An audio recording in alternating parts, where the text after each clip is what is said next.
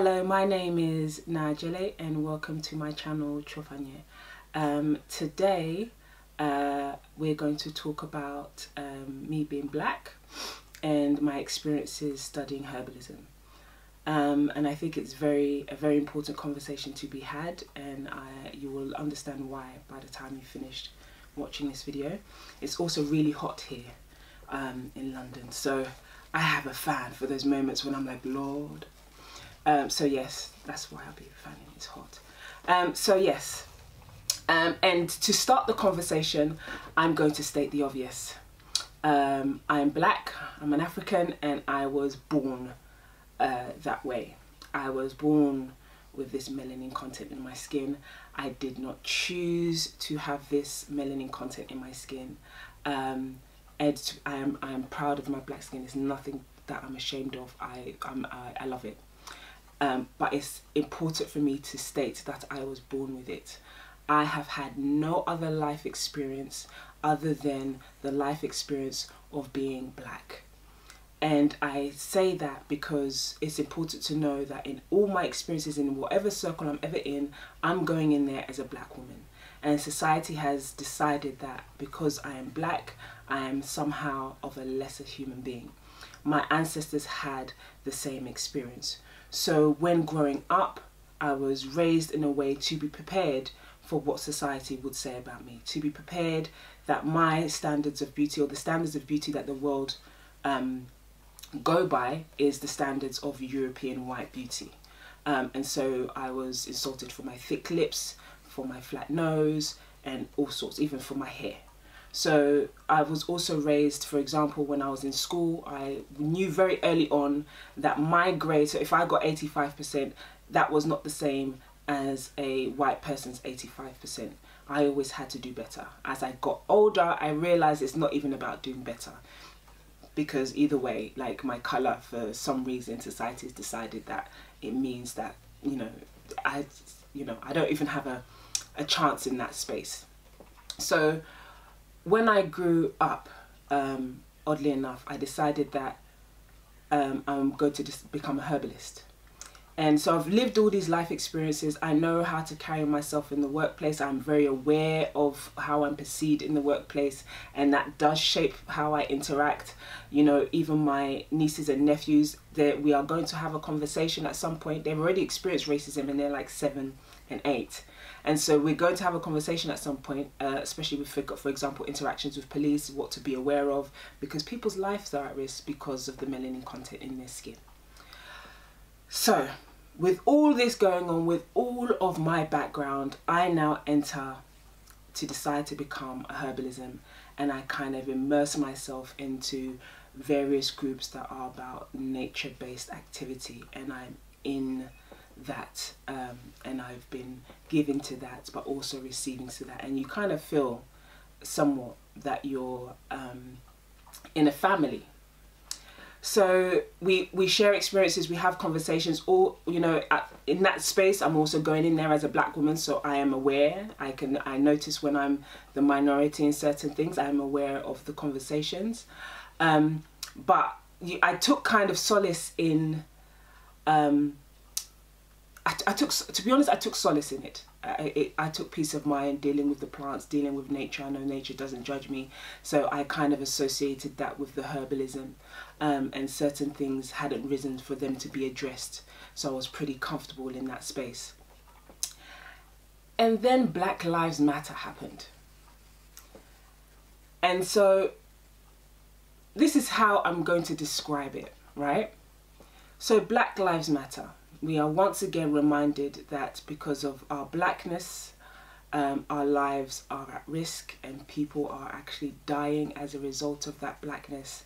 And the general consensus is that we have to have a conversation on whether dying because you're black or walking the street whilst black is something that people need to be prosecuted for. So the example I'm going to give, or analogy I'm going to give is, so I'm in a nature-based space, right, that I have been operating in for a while. I now come in unable to breathe because somebody's leg is on my neck. I now come in bleeding out because I've been stabbed. I'm literally dying, and I come into that space and I say, I'm dying. And the response to that was, and I'm going to read some of these responses out to you. So somebody said, I'm a permaculture in the UK, and I don't support the organisation BLM. All lives can be composted. With the avalanche of, well, not avalanche, with people coming in saying, you know, Black Lives Matter, this is an issue. Somebody wrote, well, some stupid N-word ruined this group. Somebody said, OGM, Argus is about plants. STFU, you know what that means. Somebody said, no, all lives matter except for career criminals, looters and rioters. Their lives don't matter. Blue lives matter right now. Somebody also said, human rights is only a political issue if your political beliefs say that. For example, black people don't deserve human rights. The people who believe that they have been portrayed as the bad guys in every film since around, oh, I don't know, 1945. And the admin said, I am not sure what triggered the avalanche of Black Lives Matter comments and posts, but this is a plant page and nothing else. None of the admins are in the slightest bit racist, and I'm assuming we are because we are whites is racist in itself. And by me having a beard makes me a racist is a classic. Here is the scenario. I have booted and blocked around 50 or more in the last 15 minutes, and the banhammer is still in working order. Again, take your political social injustice posts elsewhere. We only do plants. Then somebody else, okay folks, this is a great group about plants and plant education. We will not tolerate political comments, racial comments, or comments not pertaining to plants. This may not be the group for you if you think this kind of bullying is okay. So they took it as bullying. And it ended with, let's all go green. So I'm bleeding out, and I have come amongst what I may perceive as my family, and the response was, go take your bleeding, unable to breathe life elsewhere. And the other thing was always about, it's about plants and people was something that I was hearing. It's about the plants, or for example. So in my head, I'm like, if you are engaging, Mother Nature has been one of those essences that have been healing people and mankind and looking after us from the beginning of time, literally. If we didn't have Mother Nature, we would not be here. So if anything, healing and looking after us is one of the essences of Mother Nature. So if you are engaging plants, what is the spirit of the plant telling you? If your fellow human being is literally dying on the streets simply because of they're black, and your response is, this is about plants. For me, it seems to suggest that your engagement about plants is not about learning from the plants, because the plant will teach you what it does amazingly, heal others, support others, you know, and essence and all this kind of stuff, especially if you're a herbalist. This is the kind of essence of your interaction with plants. And then you have somebody dying and your perspective isn't, I'm going to heal. I question that. And I find it really interesting that in the herbal world and in people's interactions with plants, there's a lot about white privilege and the exercising of white privilege. I find that this privilege allows people to go to indigenous cultures, harvest their plants, have priority over the indigens over the plants, to the extent where they could over-harvest the plant. There are plants that are in extinction because of over-harvesting. This is the exercising of privilege. There are indigenous culture who have access to their materia medica, their amount of plants, and they're unable to practice because their plants are being over-harvested, or the demand is so high for them that what they use for healing is now so expensive they can't afford it. This is privilege. And this is privilege that people were happy to exercise all over the place, but then when it comes to, you know, this privilege has meant that you can do whatever you need to do and not be held accountable for it. And now I am bleeding out and you don't want to even deal with that. You don't want to even deal with the results of that.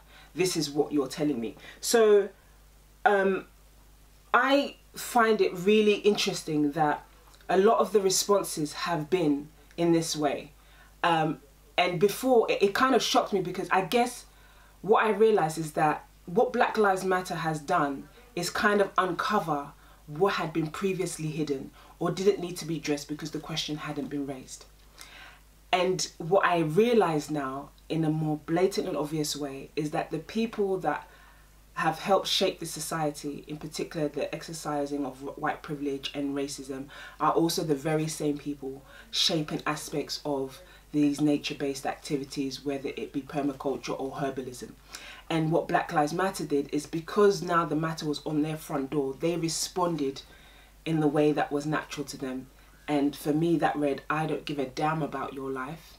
I'm willing to exercise my privilege to access all your resources and so on. And it was upsetting for me, because the wound was always there, but I guess sometimes when you remove the plaster and you see how bad the wound is, and you realize that there is no space in this whole entire world where you can be you and your blackness could be celebrated. And when I say you can be you, I'm not just talking about the entertaining, funny joker bit that is usually associated with us. I'm also talking about when I'm weak and when I'm bleeding out. So what I'm saying is that yeah, when I'm bleeding out. And so what I also find interesting is, I always use the example of bleeding out so people understand the gravity of the matter, is the slowness. When people's money is being attacked or at risk, I find that they are very quick to deal with the issue. When it comes to black people's lives, black people's mental health, all of a sudden there are hoops to jump through, things we need to consider, things we need to blah blah blah, because viewing history in the perspective of white privilege, practicing herbalism from the perspective of white privilege is natural and the norm. And so to shy away from the norm or what you're comfortable, we need to really check whether that's okay to do, and that might take some time. And so I find that also really interesting. The other thing that has come out of it is, as a result of how many of us are being treated in these spaces, I have found that there's been a new creation of black indigenous spaces where people who practice nature-based activities or people who practice herbalism can gather. And this has made me realize two things. One, the nature of the conversation in those groups is very different, and it's like we're more freer to express ourselves. And the things I have learned in those groups, I have not learned in the whole time I was in, say, if you want to call it Western herbalism. I have not learned yet. The conversations are different. People speak with a passion because they know that the people they're responding to understand their experiences and are not going to mock those experiences or belittle those experiences. So I guess I'm speaking about this because I realize that the issue of blackness or indigenous people being in these mainstream Western spaces in the practice of herbalism hadn't really been raised before. So certain aspects of it hadn't been addressed. But as a result of Black Lives Matter, it has kind of pulled off the plaster, covering the wound that was there. And I realized that issues need to be addressed in the circle. We love nature, but I think I include myself with this, was under the false assumption that the racism and the privilege that impacts my life, every other aspect of my life, was not as bad in permaculture, was not as bad in herbalism. And what Black Lives Matter has made me realize is it is really bad. And maybe because of the fact it had not been previously addressed and people didn't feel they need to address their mindsets or their privilege or their racism, when this Black Lives Matter, I then realized how bad it was. I have been ridiculous. Some of the comments I read, these are just a small number of them. Some of them were a lot worse.